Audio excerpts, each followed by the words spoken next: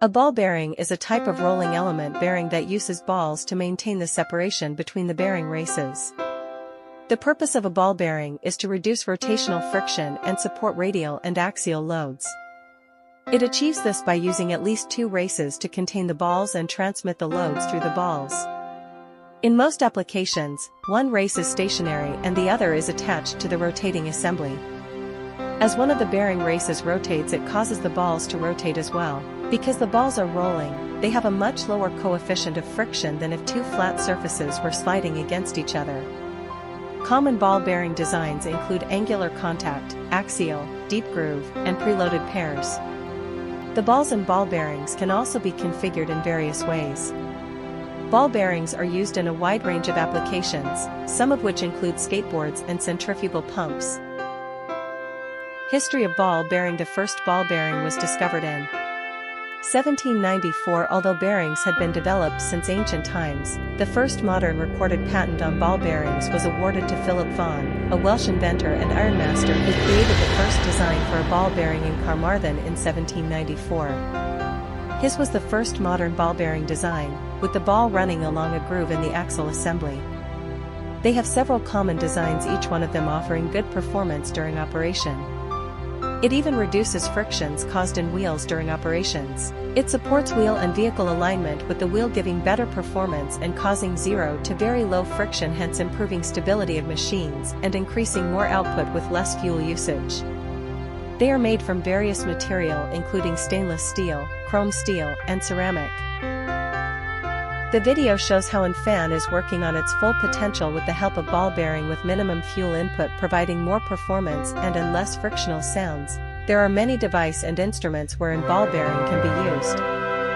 Some common methods of using ball bearing are fitting more balls into a radial ball bearing is by radially fracturing, slicing one of the rings all the way through, loading the balls in, reassembling the fractured portion, and then using a pair of steel bands to hold the fractured ring sections together in alignment. Again, this allows more balls, including full ball complement.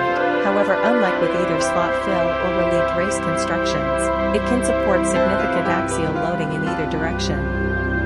Lifespan of a ball bearing depends on weights applied on it and instrument wherein ball bearing is used and at which speed it is rotating.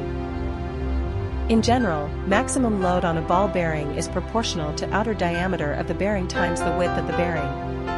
For a bearing to have its nominal lifespan at its nominal maximum load, it must be lubricated with a lubricant. Most bearings are meant for supporting loads perpendicular to axle. Whether they can also bear axial loads, and if so, how much, depends on the type of bearing. Thrust bearings are specifically designed for axial loads.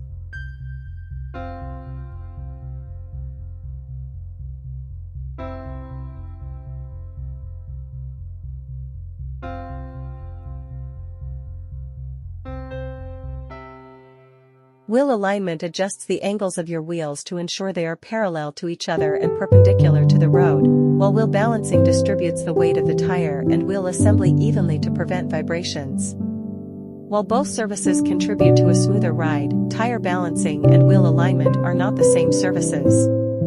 A tire balance corrects the weight imbalance on your tire and wheel assemblies, while an alignment corrects the angles of the tires so they always come in contact with the road in the right way. The system connecting the wheels to the vehicle. It includes adjusting the angles at which the wheels and tires are positioned to make contact with the road. A wheel alignment mechanic checks the following things when adjusting the wheels: the inward and outward angle of the tire when viewed from the front. Negative or positive camber, that is the inward or outward tilt of the tire, indicated improper wheel alignment and needs to fixed.